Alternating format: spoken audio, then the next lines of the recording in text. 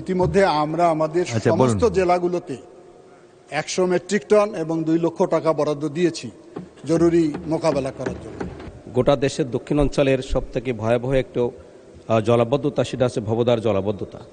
এই ভবদার জলাবদ্ধতা এলাকায় আমার 4-5টা ইউনিয়ন আছে।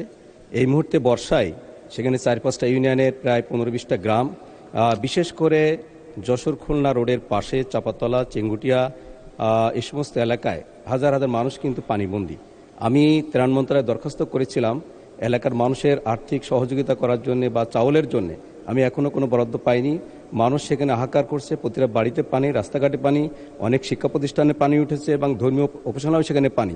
মাননীয় স্পিকার, আমি আপনার মাধ্যমে মাননীয় মন্ত্রীর মাধ্যমে এলাকার জনগণের জন্য কিছু সহযোগিতা চাই। মাননীয় স্পিকার, আপনাকে ধন্যবাদ। দুর্যোগ ব্যবস্থাপনা মন্ত্রী, আপনি 300 বিধিতে বিবৃতি দিয়েছেন। ওনার প্রশ্নের একটু উত্তর দিতে চাচ্ছি। ইতিমধ্যে আমরা আমাদের সমস্ত জেলাগুলোতে 100 মেট্রিক টন এবং 2 লক্ষ টাকা বরাদ্দ দিয়েছি জরুরি মোকাবেলা করার জন্য।